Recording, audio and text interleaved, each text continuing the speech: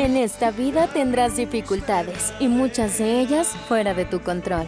Pero una palabra de aquel que cambió la historia cambiará tu vida. Escucha con atención el siguiente mensaje. Casa de Oración Oaxaca te da la bienvenida. Y dirige mis pasos, en tu luz camina. El libro de Apocalipsis, estamos llevando la serie Preparando a su iglesia. Y son temas muy interesantes de ayuda y de crecimiento espiritual para nuestras vidas. Y sobre todo para a veces también quitar un poquito el velo de lo que quizás por razones X hemos sido enseñados o nos los han dicho de otra manera o quizás nos han atemorizado. Y como yo les dije desde el principio del estudio del libro de Apocalipsis, que el libro es un libro de revelación, nos revela quién es Cristo, nos revela precisamente la identidad de Él y la victoria de Cristo después de su ascensión en la cruz del Calvario, ¿verdad? De la muerte, perdón, de Cristo. Entonces, hoy vamos a ver del versículo 9 al versículo 20. Y la semana que viene empezamos el estudio con la primera iglesia que está en el capítulo 2, que es precisamente el preámbulo de lo que hoy vamos a ver para darle paso a las iglesias que están en ciertos lugares que se mencionan aquí. Así que vamos a ir leyendo por parte para poder sintetizar el tema.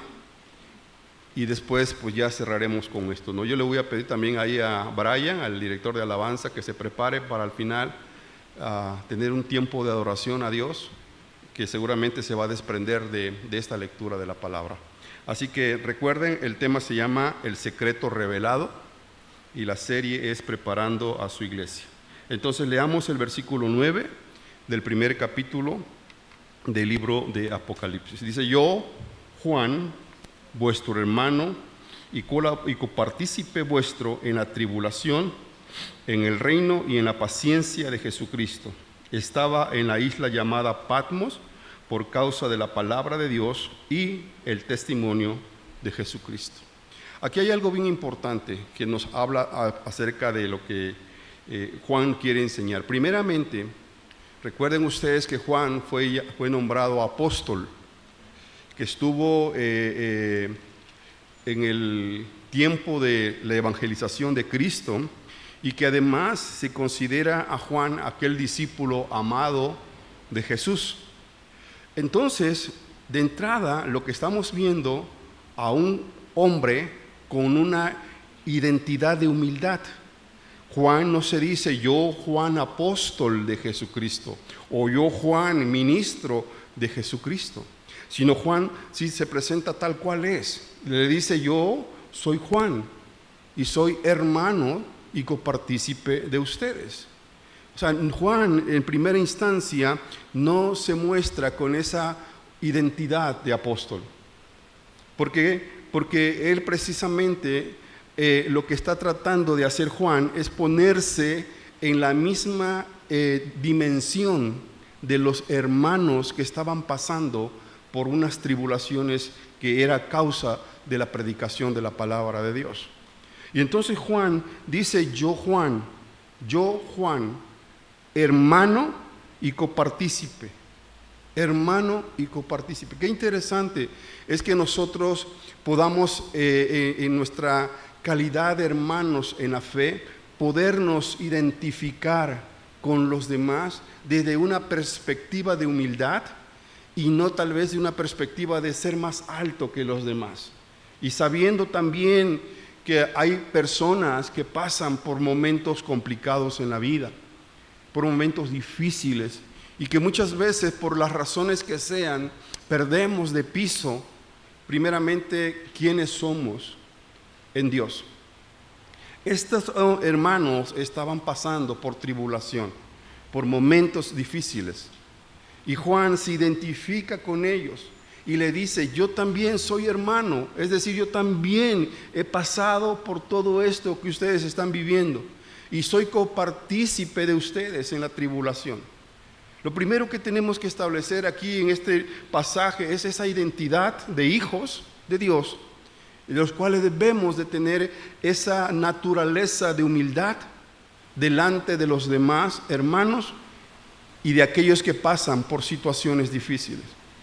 El día viernes, por ejemplo, en nuestra reunión que tenemos los viernes, y no sé si antes o después, saludé a un hermano y me puse a platicar con él y me estaba explicando acerca de la situación de salud que él estaba pasando. Y fue bien interesante porque yo le dije, pues yo estoy pasando lo mismo que tú. Y empecé a decirle, mira, pues ¿por qué no haces esto? ¿Por qué no haces lo otro? Yo estoy haciendo esto. Y me identifiqué con su necesidad, porque yo también lo estoy pasando. Y qué importante es eso, ¿verdad? Hay veces aquí llegan personas, y pudiera ser el día de hoy el caso, de que hay algunas personas aquí que no sabemos cómo están sus vidas.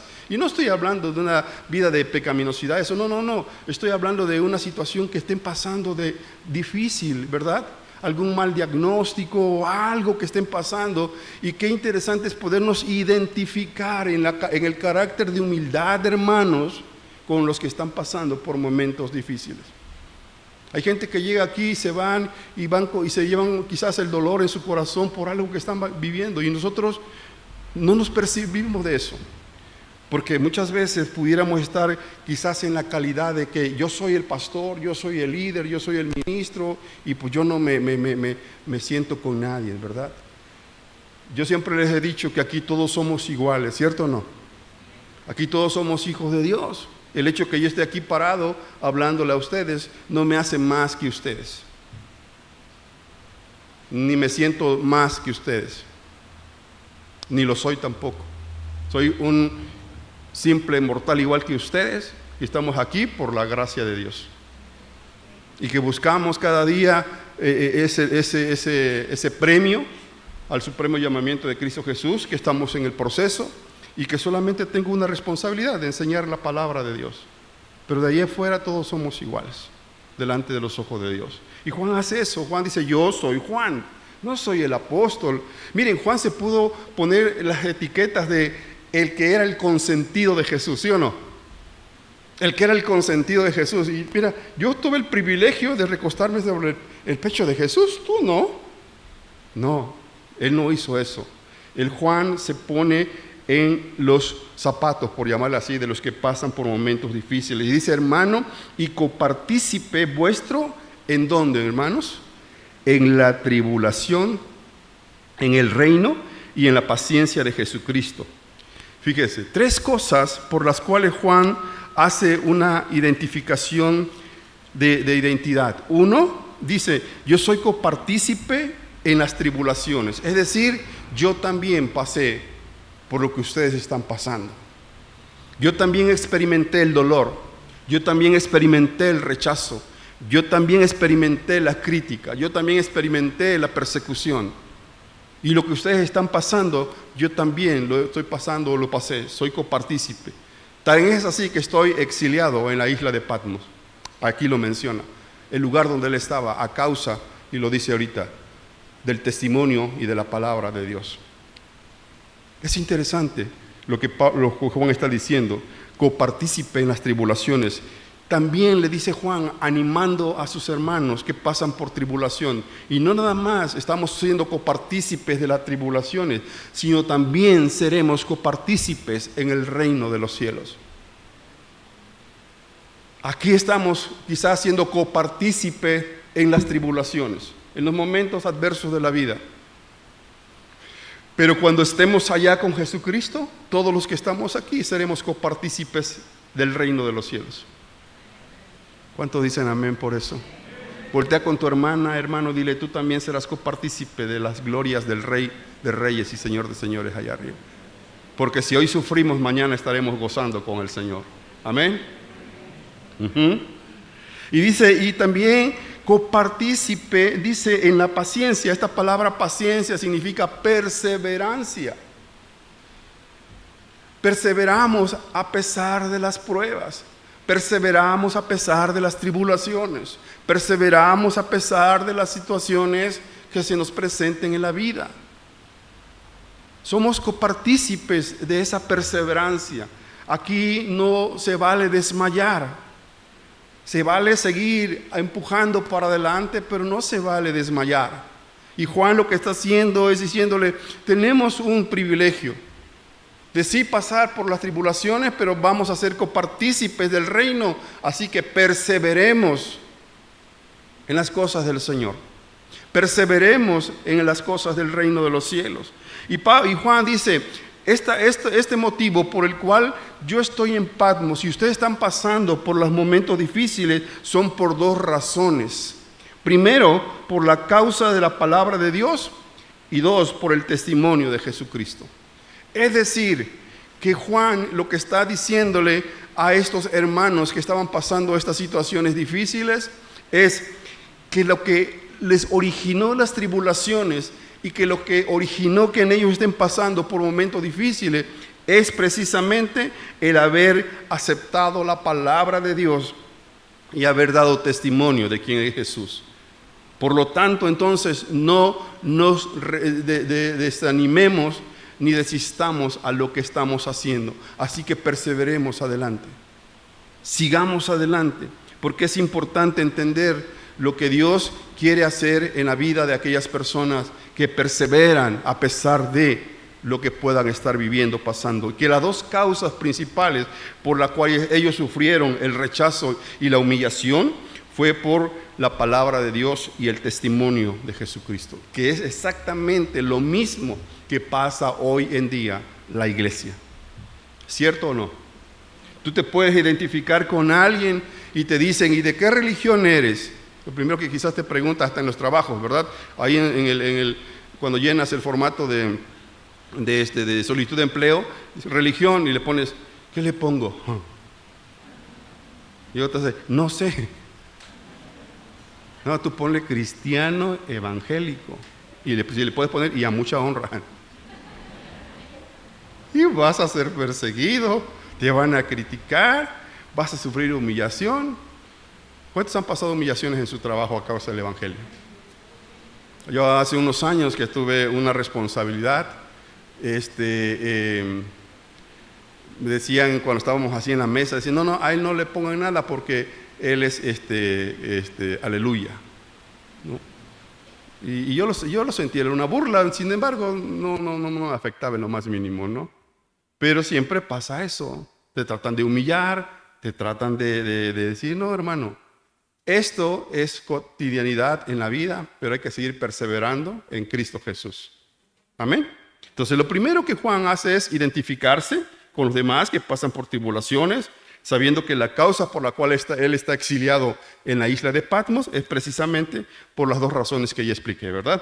Por la palabra de Dios y por el testimonio de Jesucristo. Así que no desistamos, perseveremos, porque algún día estaremos siendo copartícipes de las eternidades de Dios en los cielos. ¿Ok? Segundo, versículo siguiente. Yo estaba en el Espíritu en el día del Señor y oí detrás de mí una gran voz con trompeta, con voz como de trompeta.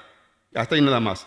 Yo estaba en el Espíritu en el día del Señor y oí detrás de mí una gran voz como de trompeta. Miren, Juan, cuando está hablando acerca de que yo estaba en el Espíritu, si bien es cierto, aquí está escrito la palabra Espíritu con E mayúscula, que es el sinónimo del Espíritu Santo, en las revisiones y en las traducciones y en la búsqueda de los teólogos que escriben ciertos libros, etcétera, todos coinciden que lo que Juan está escribiendo aquí es precisamente el estado espiritual en el cual él se encontraba en ese momento, que no era un estado espiritual menoscabado por la tribulación, que no era un estado espiritual de decaimiento por lo que estaba viviendo, por lo que estaba pasando, sino era un estado espiritual demasiado receptivo a la voz de Dios. Que esto quiere decir que no importan los momentos difíciles que puedan pasar un ser humano, un cristiano en la vida, nunca se debe de perder esa parte fundamental que es la relación que tiene uno con el Señor. Porque eso te permite tener una receptividad espiritual para poder oír, escuchar o entender lo que Dios te quiere hablar o lo que Dios te quiere decir. Mucha gente se oprimen por las tribulaciones, o mucha gente se desaniman por las tribulaciones, o mucha gente se desisten por las tribulaciones. Por eso Juan le dice, perseveremos. ¿Por qué? Porque las tribulaciones muchas veces te pueden llevar a un desánimo, te pueden llevar a desertar de la obra del Señor. ¿Ya para qué seguirle? Llevo años viviendo esta situación y no pasa nada.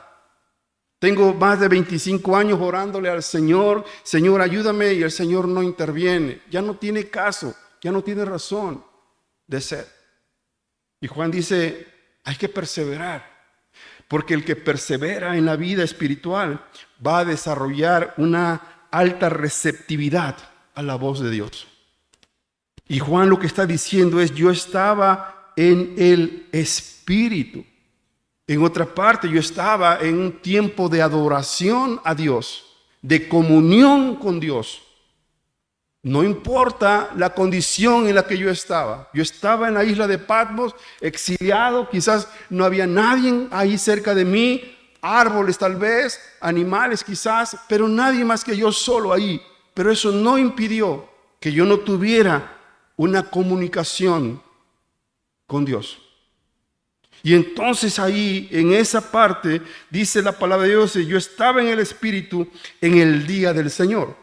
Para la comunidad cristiana no judía, en ese tiempo, el día de reunión era el día del Señor, como lo dice Primera de Corintios, capítulo 16, versículo 2. Yo le voy a pedir si me regalan un poquito de agua, porque hoy sí me dejaron aquí. Regáleme un poquito de agua, porfa. 1 Corintios 16:2. ¿Qué dice la carta del 1 Corintios 16:2? Cada primer día de la semana, cada uno de vosotros ponga aparte algo según haya prosperado, guardándolo para que cuando yo llegue no se recojan entonces ofrendas. Pero dice cada primer día de la semana. Ustedes recuerdan que para el judío el día de celebración era el día sábado. Gracias, don Mauro. El día de celebración para el judío era el sábado y lo sigue siendo hasta el día de hoy. Pero al que era cristiano no judío, celebraban el primer día de la semana. Y el primer día de la semana era el primer día de la resurrección, el día que resucitó Cristo. ¿Ok? Entonces ellos dicen, por eso Juan dice aquí, el primer día, el día del Señor, el día de cuando la iglesia o la fraternidad se reunía, ese día, ¿verdad? Era el día en que él recibió esta palabra de parte del Señor. Por eso también en Hechos capítulo 20, versículo 7, lo dice también claramente.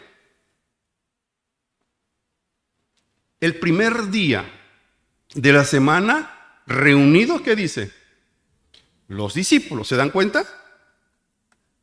Para partir el pan, Pablo les enseñaba, habiendo de salir al día siguiente, y alargó el discurso hasta la media noche. Ellos se reunían el primer día de la semana para leer la palabra de Dios, para leer todo lo que Dios tenía que decirles ese día, la lectura bíblica que les correspondía ese día, y era el primer día de la semana. Nosotros aquí, hoy es el primer día de la semana en la que se reúne la iglesia.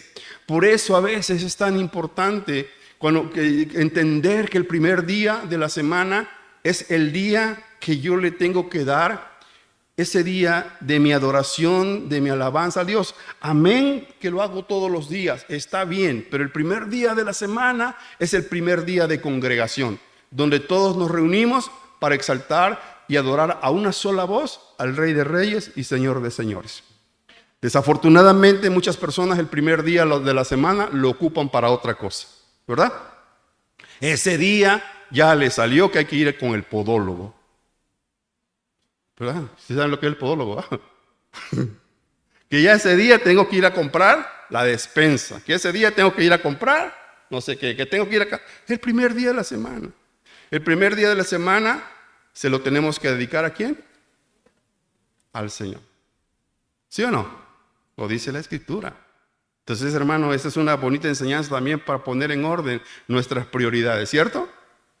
Porque el primer día de la semana es el día que se reúne la iglesia para adorar al Rey de Reyes y Señor de Señor. Ese es el primer día. Y por eso Juan dice, el primer día del Señor, dice, oí detrás de mí una gran voz como de trompeta. Fíjense que aquí Juan identifica esa voz como una voz tronante, una voz fuerte, una voz que, como dice Ezequiel 3:12, una voz que retumbaba los oídos. Mire, me levantó el espíritu, oí detrás de mí una voz de gran estruendo que decía, bendita sea la gloria de Jehová desde su lugar.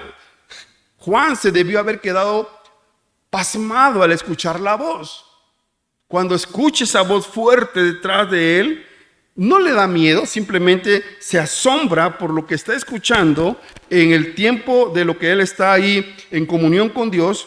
Y es el momento en donde Juan recibe una palabra que es la que vamos a ver a continuación. Pero qué interesante es lo que nos dice aquí, que era una gran voz como de trompeta, era una voz de gran estruendo, como dice Ezequiel, y que era una voz que retumbaba los oídos de aquellas personas que lo escuchaban. Es importante entender esta parte, porque igualmente, cuando aquí nos habla precisamente que estaba en el Espíritu, es muy similar esto a lo que pasó con Pedro, que esta palabra Espíritu también se traduce como éxtasis.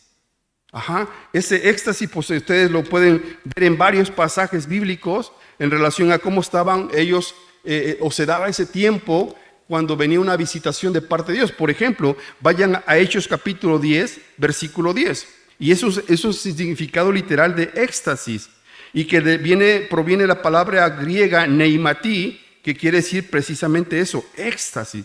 Hechos 10:10 dice, y tuvo una gran hambre y quiso comer, pero mientras le preparaban algo, le sobrevino un éxtasis. No es el éxtasis de que hoy conocemos en las iglesias, que se van y se pierden y que están en el Espíritu. Eso es otra cosa, ¿verdad? Éxtasis aquí es exactamente dejar prácticamente la parte humana, por llamarle así, y tener una comunicación directa en el Espíritu con Dios. Sí se explicó, ¿verdad?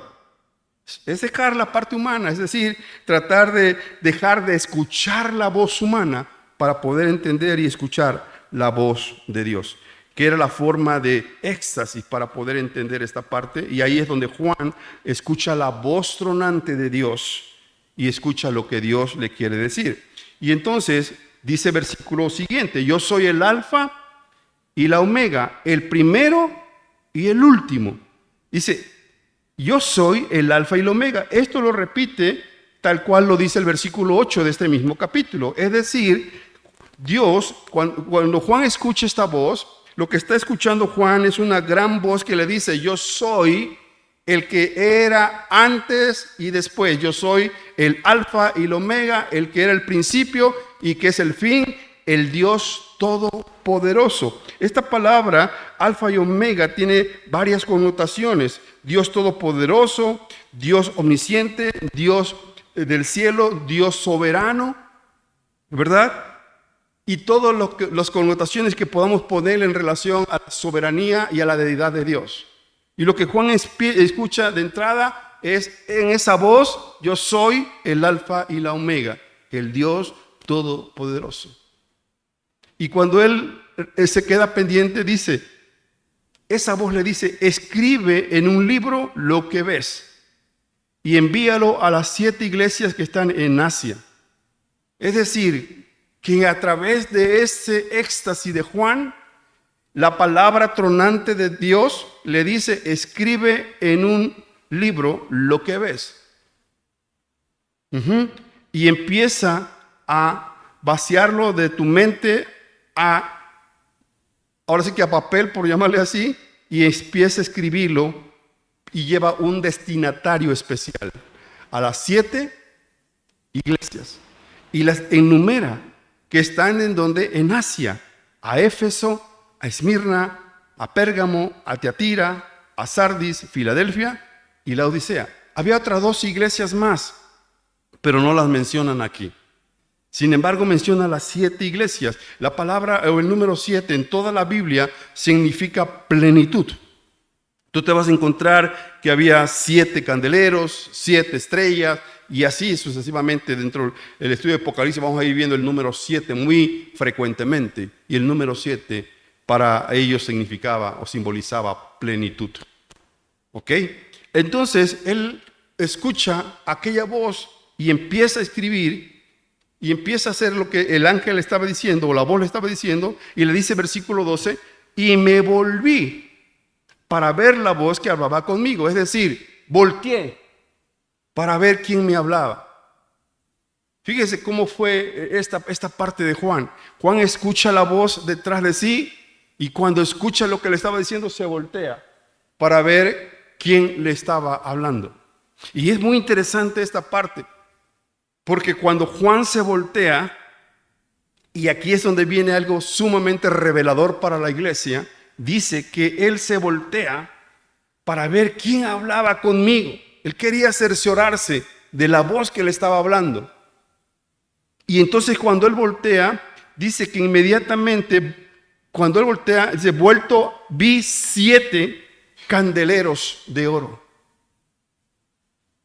Y en medio de los 7 candeleros, a uno semejante al Hijo de Hombre, vestido de una ropa que llegaba hasta los pies y ceñido por el pecho con un cinto de oro. Su cabeza y sus cabellos eran blancos como blanca lana, como nieve, sus ojos como llama de fuego y sus pies semejante al bronce bruñido, refulgente como en un horno y su voz como estruendo de muchas aguas. Tenía en su diestra 7 estrellas. De su boca salía una espada aguda de 2 filos. Su rostro era como el sol, cuando resplandece en su fuerza. Cuando él volteó, vio a los 7 candeleros y dice, vi a un hombre que estaba ahí. Ahora, esta explicación de los 7 candeleros y las 7 estrellas lo dice más adelante, lo dice a partir del versículo 18, dice el versículo 19, escribe las cosas que he visto y las que son y las que han de ser después de estas. El misterio, y aquí lo aclara, el misterio de las 7 estrellas que has visto a mi diestra y de los 7 candeleros de oro. Las 7 estrellas son los ángeles de las 7 iglesias y los 7 candeleros que has visto son las 7 iglesias. Ahora bien, entendamos esto. La voz aquella que le habla a Juan le dice, escribe esto, lo que ves. Y entonces, ¿a quién iba destinado esas cartas? A las iglesias que están ahí. Y en cada iglesia había 7 estrellas. Estas estrellas, muchos coinciden en que eran los que ministraban en las iglesias. ¿Ok? Podríamos llamarle los sacerdotes, los levitas, etcétera, o los que pastoreaban las iglesias. ¿Ok? Entonces, los 7 candeleros son las 7 iglesias y las 7 estrellas eran los 7 ministerios o los 7 pastores o los 7 sacerdotes que estaban a cargo de la iglesia. ¿Sí estamos? Bueno, ahí le habla esa voz a Juan. Pero lo más interesante de esto es que cuando esa voz le dice que tenía que escribir y dirigir esas cartas a estas iglesias, pone en medio la visión que él estaba en ese momento viendo. Y la visión era, vi a uno semejante al Hijo del Hombre. ¿A quién se está refiriendo aquí? A Jesús, al Hijo del Hombre. Pero fíjense qué interesante. Dice que lo vio con un vestido de una ropa que llegaba hasta los pies. Las vestiduras con las que Juan está viendo al Hijo del Hombre, estas vestiduras representan al sacerdote. Al sacerdote. Ahí lo explica bien Hebreos capítulo 4. versículo 14 al versículo 15. Por tanto, teniendo un gran sumo sacerdote que traspasó los cielos, Jesús, el Hijo de Dios, retengamos nuestra profesión, porque no tenemos un sumo sacerdote que no pueda compadecerse de nuestras debilidades, sino uno que fue tentado en todo según nuestra semejanza, pero sin pecado. Él era esa vestidura blanca representaban el sacerdocio de Jesús, que ustedes pueden ver las vestiduras en el libro de Números, ¿verdad? Acerca de las vestiduras del sacerdote. Entonces Juan está viendo al Hijo del Hombre vestido con vestiduras blancas, dice, con ropas que llegaba hasta los pies y ceñido por el pecho un cinto de oro. El sacerdote con un cinto de oro. El cinto de oro representaba a la nobleza, al reinado. Por lo tanto, lo que está viendo Juan es al Hijo del Hombre como sacerdote, como rey, como una nobleza que venía prácticamente a gobernar en las iglesias. Y luego dice, su cabeza y su cabello eran blancos como blanca lana, como nieve. Esta parte del cabello blanco significa o representa al anciano de días, que está en Daniel capítulo 7, versículo 9. Vayan rápidamente ahí a Daniel capítulo 7, versículo 9. Estuve mirando hasta que fueron puestos tronos y se sentó un anciano de días cuyo vestido era blanco como y el pelo de su cabeza como lana limpia. Su trono llama de fuego, las ruedas de sí mismo, del mismo como fuego ardiente. Vean cómo Juan ve al Hijo del Hombre precisamente vestido con vestiduras sacerdotales, con el cinto de oro que representa la nobleza, al reinado, y con el cabello blanco, como lo que dice aquí, refiriéndose al anciano de días que había sido profetizado por Daniel. Y esta parte significa precisamente ese cabello blanco representa la eternidad de Dios. La eternidad de Dios. Por eso dice, yo soy el alfa y la omega, el principio y el fin. Esta parte del cabello blanco del Hijo del Hombre que él vio representa esa eternidad de Dios. Fíjese todo lo que está simbolizando, lo que Juan está viendo, lo que se le está siendo revelado a Juan. Y que Juan lo escribe y lo detalla con precisión, haciendo una descripción misma de quién es el que él estaba viendo. Al Hijo de Hombre que un día había sido humillado, pero que hoy estaba siendo glorificado por parte del Padre. Y que hoy venía a reinar con un reinado eterno, de acuerdo a lo que dice Daniel 7:9, pero también dice como llama de fuego. Y Apocalipsis 19:12 nos habla acerca de lo mismo que Juan está aquí narrando. Sus ojos eran como llama de fuego. Había en su cabeza muchas diademas y tenía un nombre escrito que ninguno conocía sino él mismo. Sus ojos eran como llama de fuego.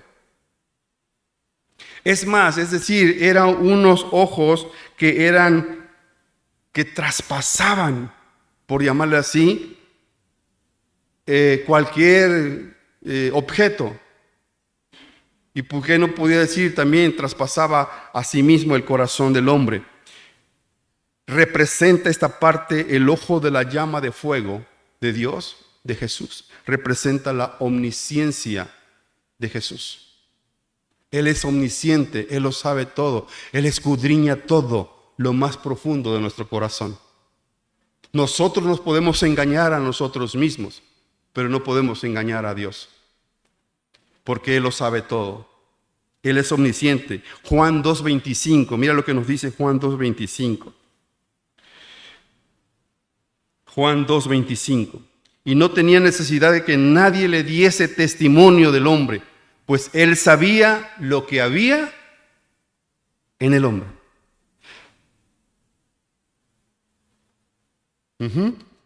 Dios sabe lo que tú estás pasando hoy. Dios sabe lo que está pasando por tu mente en este momento. Dios sabe lo que tú estás viviendo. Dios sabe de tu necesidad. Dios sabe lo que tu pensamiento está ahorita diciendo en este momento. Y el que está aquí al lado ni tan siquiera sabe lo que está pasando. Pero Dios está en control de todo el pensamiento del hombre. Aquí lo dice, y no tenía necesidad de que nadie le diese testimonio del hombre, pues él sabía lo que había en el hombre. Qué interesante, ¿no? Qué interesante.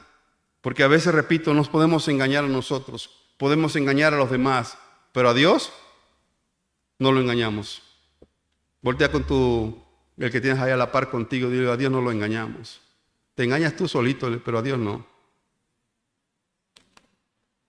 Cuando llega la niña o el niño, mamá, a la mamá le dice, hijo, es que me dijo el maestro que no entraste a clase. Sí, mamá, sí entré. Dije, a Dios, a mí me vas a engañar, pero a Dios no lo engañas. ¿Cierto o no?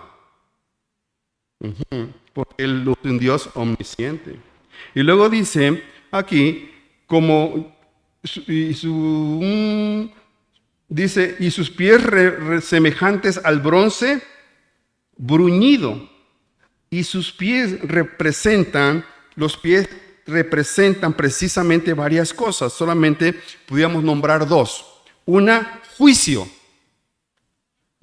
Ezequiel capítulo 1, versículo 4. Ezequiel 1:4. Y miré, y aquí venía del norte un viento tempestuoso y una gran nube con fuego envolvente, y alrededor de él un resplandor, y en medio del fuego algo que parecía como bronce refulgente, es decir, un juicio, ¿verdad? Pudiera representar este bronce bruñido como un juicio a las naciones. Pero también nos habla acerca del gobierno y del reinado de Cristo. Apocalipsis capítulo 19, versículo 15, que Él aplastará a sus enemigos. De su boca sale una espada aguda para herir con ella a las naciones, y Él las regirá con vara de hierro, y Él pisa el lagar del vino, del furor y de la ira del Dios Todopoderoso. Esto también podría estar representando que Dios está pisoteando a sus enemigos. Miren, hay muchas iglesias que hoy en día le dan más credibilidad al diablo que a Dios, ¿cierto o no? Es el diablo, y están peleando y guerreando con el diablo, cuando el diablo ya está vencido. Dios lo aplastó, le tiene aplastada la cabeza. Ustedes algún día escucharon a Yuri cantando esa para machacarle la cabeza al diablo. ¿Se acuerdan? Que fue muy criticada a Yuri por esa canción, ¿no? Porque decían que cómo era posible que un artista del mundo había salido y ahora le alababa a Dios. Hermano, Dios nos sacó de lo vil y de lo menospreciado. ¿Cierto o no? Algunos le cantaban allá afuera. Yo conocí gente que le cantaban a la Llorona, a todo eso. Que cantaban canciones de Juan Gabriel, de la difunta Paquita la del barrio. Y hoy le cantan al Rey de Reyes y Señor de Señores, ¿verdad? Y esa canción que cantaba ella era muy interesante porque para machacarle la cabeza al diablo, no recuerdo cómo era, se me olvidó, pero más o menos ahí va. Bueno, pues eso representa precisamente esta parte del bronce bruñido, de los pies, que es semejante al bronce bruñido, que habla sobre el juicio y sobre la victoria de Cristo sobre sus enemigos. Amén. Sobre sus enemigos. Y dice, refulgente como en un horno, y su voz como estruendo de muchas aguas. Y luego viene aquí, a continuación dice, tenía en su diestra 7 estrellas. Fíjense, están las 7 iglesias, está el Hijo del Hombre sentando todo lo que ya le dije dentro de estos 7 candeleros de oro, de las 7 iglesias. Pero dice aparte que había 7 estrellas que estaban en la mano derecha. Y qué interesante, porque la mano derecha representa honor, poder y autoridad. Es decir, que si nosotros entendemos que hoy en día la iglesia reunida en el día del Señor, fuera del día del Señor, en su casa, en la colonia, donde esté la iglesia, esta iglesia representa que está en la mano del Señor y que representa honor, poder y autoridad. Por eso Mateo 28 al final dice, y ustedes irán y echarán fuera demonios. ¿Por qué? Porque eso representa autoridad. Cuando tú estás fuera de la comunidad de la iglesia, pero estás en otro lugar, en tu trabajo, y ahí están 2 o 3 reunidos en el nombre del Señor, esta unión de la iglesia tiene poder y autoridad. Miren, no dijeron, no se alegraron.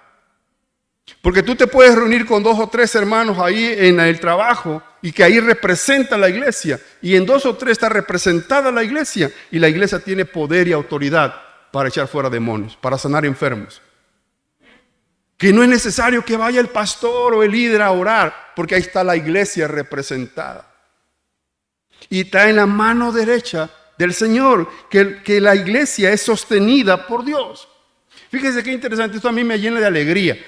Porque muchas veces nosotros pensamos que hoy hay persecución en contra de la iglesia y que hoy en día vendrán leyes en contra de la iglesia, en contra de los ministros, en contra de los pastores, en fin, todas esas cosas, ¿verdad?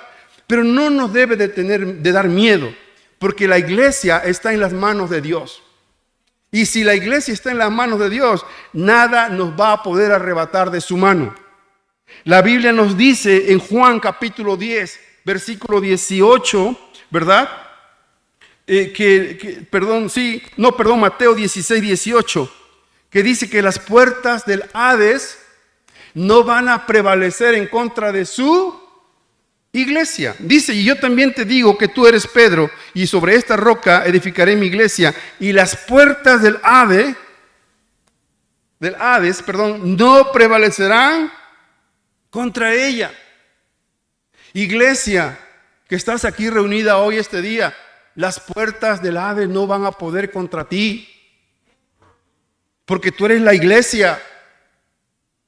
En tu casa, cuando te vas aquí y la mayoría de ustedes son cristianos y van a su casa, ahí va la iglesia, a la casa, ¿verdad? Si la familia va a un comedor, a unos sagrados alimentos, ahí va la iglesia.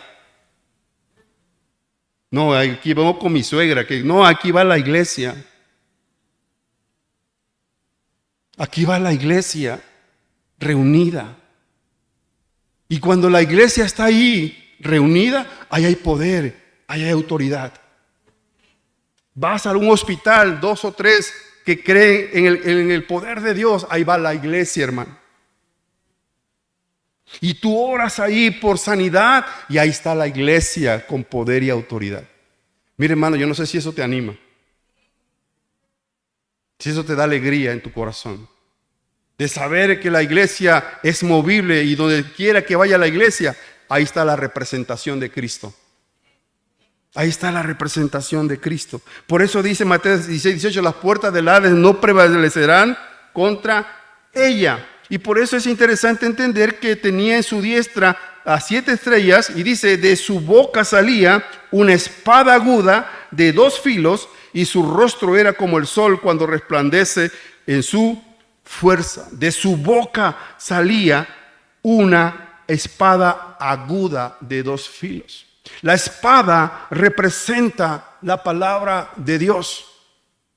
Hebreos nos lo dice claramente, capítulo 4, versículo 12, porque la palabra de Dios es viva y eficaz y más cortante que toda espada de 2 filos y penetra hasta partir el alma y el espíritu, las coyunturas y los tuétanos y discierne los pensamientos y las intenciones del corazón.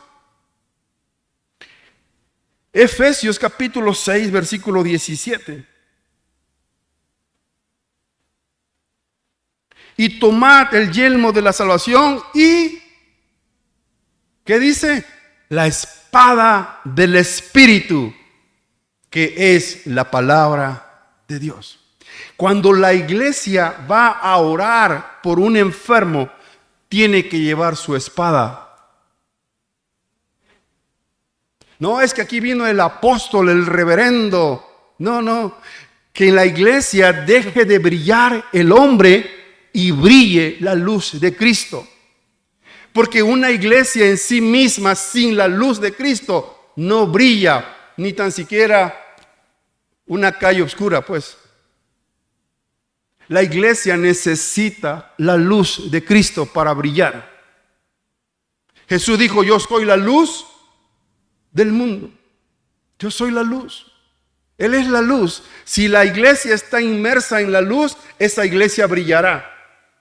Pero si la iglesia no tiene a Cristo, ni tiene la espada del Espíritu, ¿cómo podrá guerrear y pelear y salir adelante en las grandes victorias si no está luchando con base a los principios de la eternidad de Dios? Con base al reinado de la gloria de Cristo. Una iglesia llena del poder de Dios tiene que tener como base principal su palabra. Su palabra. Porque la palabra es la palabra que va a penetrar hasta partir las coyunturas, los tuétanos, y va a discernir las intenciones y lo que hay en la mente del hombre. Por eso hace rato le decía, tú estás pensando algo aquí, yo estoy pensando algo aquí, pero tú no sabes que hay alguien más que sabe lo que tú y yo estamos pensando. Ahorita voy a salir de aquí y me voy a ir a drogar. Dios ya sabe lo que tú estás pensando. Es que nadie me ve, nadie sabe. No, ya Dios lo sabe. ¿Me explico? Es que ahorita voy a ver qué hago aquí, voy a ver cómo transo, cómo robo. Nadie se va a dar cuenta. Aunque te vayas allá abajo, todo lo sabe Dios, ¿cierto o no? Juan capítulo 12, versículo 48.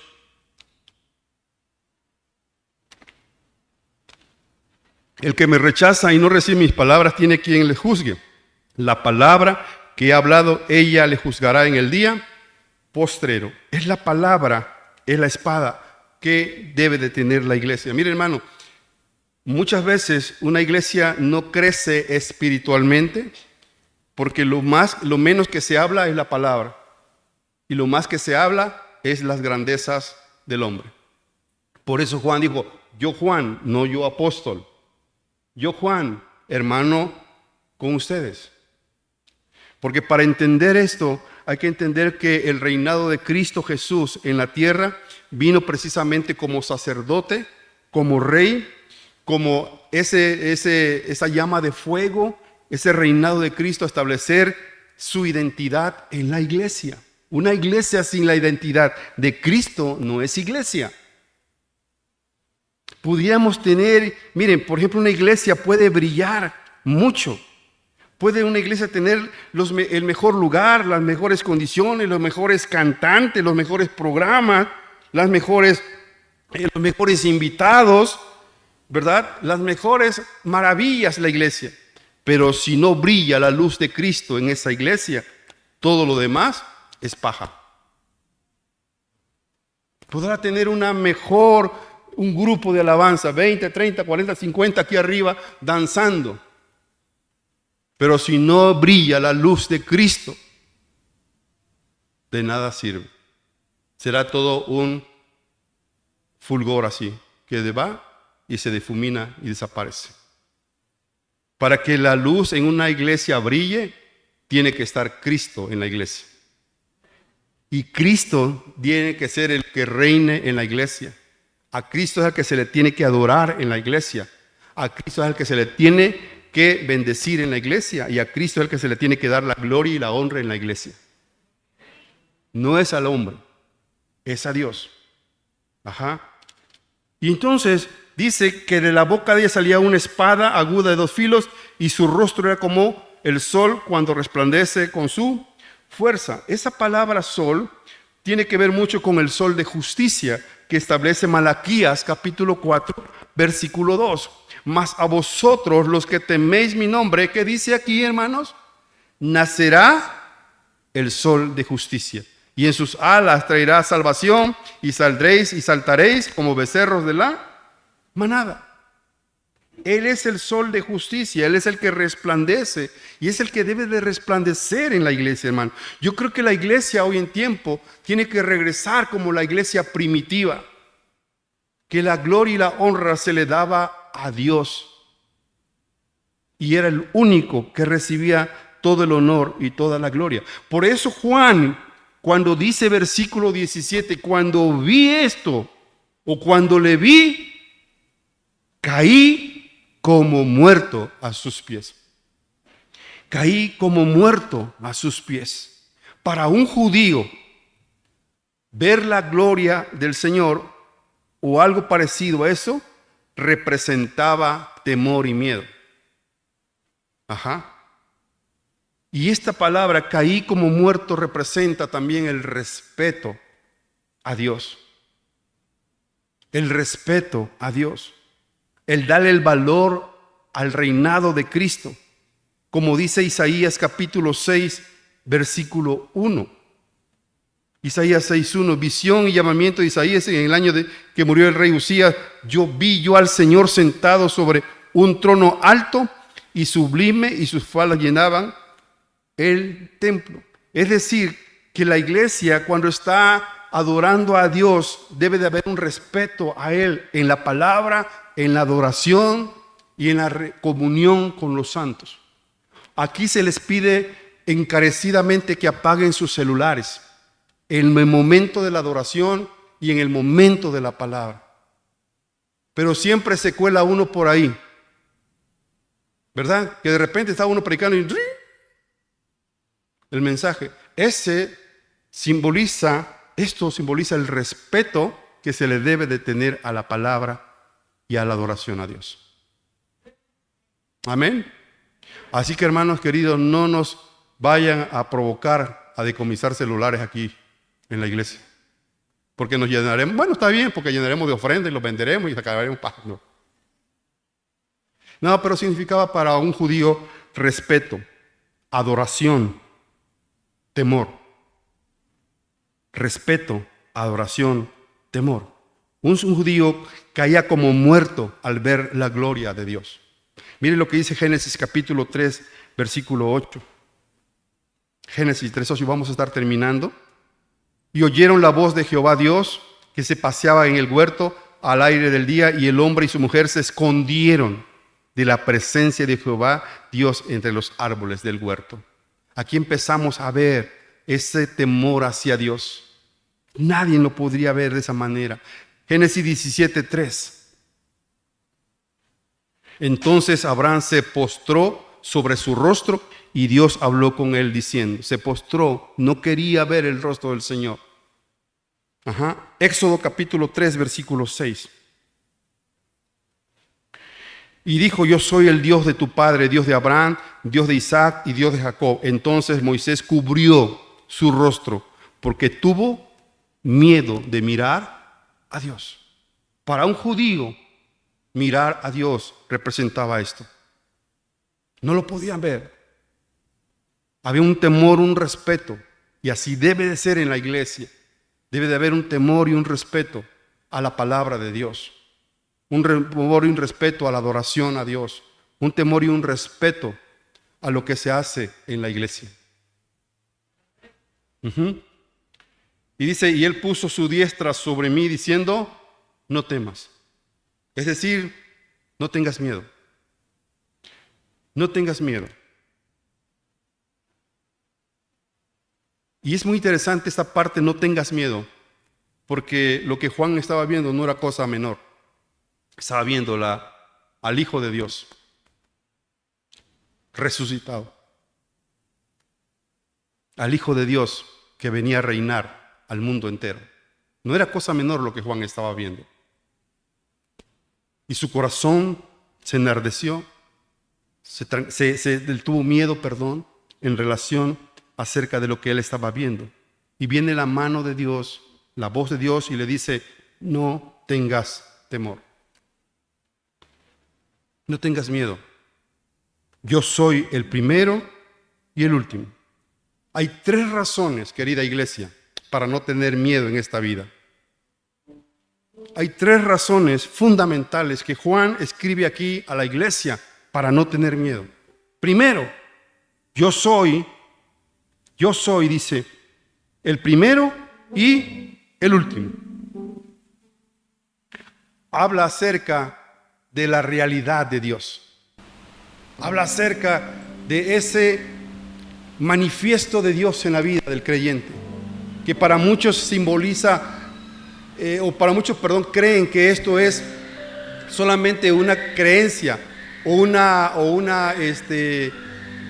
dogma en la vida y no una realidad. Cuando está hablando acerca de yo soy el primero y el último, está hablando de una realidad de quién es Dios. Juan capítulo 1, versículo 1 al 3. Juan 1, 3. El verbo hecho carne. Dice, en el principio era el verbo, y el verbo era con Dios, y el verbo era. En el principio era el verbo, y el verbo era Dios, y el verbo estaba con Dios. Este era en el principio con Dios. Lo primero que tenemos que hacer cuando uno esté pasando por situaciones difíciles en la vida es no tener miedo. Confiar en que Dios es el Dios real en mi vida, en la vida de la iglesia. Después dice, el que vivo y estuve muerto. Esto habla acerca de la glorificación de Cristo y de la exaltación de Cristo para la iglesia. Que estuve muerto y vivo, que es decir, que la iglesia debe de entender hoy que Cristo no está muerto. ¿Cuántos lo creen? Que Cristo no está muerto. Cristo está vivo. Y Él es real en la vida de la iglesia. Él es real en la vida de nosotros. Dice que estuve muerto, mas he aquí que vivo por los siglos de los siglos. Estuve muerto, pero ahora estoy vivo. Y lo que Juan estaba viendo era al Cristo glorificado, al Cristo exaltado en medio de la iglesia. En medio de la iglesia.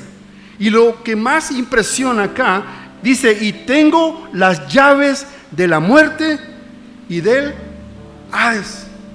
Así que iglesia, ¿de qué le podemos tener miedo? ¿Habrá algo imposible para Dios?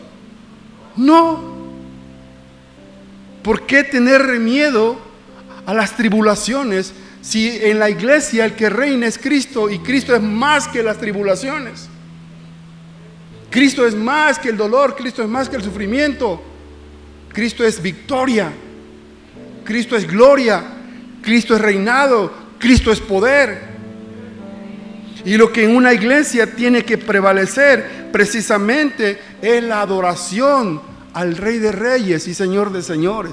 Es darle la gloria al Rey de Reyes y Señor de Señores. Por eso, terminando esta enseñanza, lo que Juan está viendo y lo que Dios le muestra a Juan es precisamente que en la iglesia, cuando se reúne la iglesia, lo primero que tiene que reconocer la iglesia es que Cristo vive y reina en la iglesia y con los de la iglesia, y que ahí en la iglesia tiene que ser glorificado y tiene que ser exaltado en la iglesia. Que tiene que ser glorificado y tiene que ser exaltado. Y la otra cosa que Juan enseña es que Cristo, cuando la iglesia se reúne, tiene que entender que Cristo no está muerto, que no venimos a adorar a un Dios que no existe, venimos a adorar a un Dios que vive y reina por los siglos de los siglos. Y que la mejor arma que la iglesia tiene para contrarrestar las fuerzas del enemigo es la espada del Espíritu, que es la palabra de Dios. Con ella no prevalecerán las puertas del Hades. Y la mejor guerra que tú puedes hacer al enemigo no es con armas humanas, sino son las poderosas en Dios para la destrucción de fortalezas. Así que, querida iglesia, lo que estamos viendo aquí con Juan en el capítulo 1, para cerrar este ciclo que a mí me corresponde, es precisamente ver a una iglesia victoriosa en Cristo Jesús, que no importan las tribulaciones ni los momentos difíciles que pueda pasar la iglesia. Si la iglesia reconoce que Cristo murió y resucitó y está sentado a la diestra del Padre, la iglesia tendrá poder y autoridad en el nombre de Jesús. Amén. Así que, iglesia, ponte de pie esta mañana, busca a alguien, abrázalo y dile: tú eres la iglesia. Y cuando la iglesia se reúne, hay poder y hay autoridad. Y si alguien aquí esta mañana está pasando por una tribulación, júntese la iglesia. Y en el nombre de Jesús,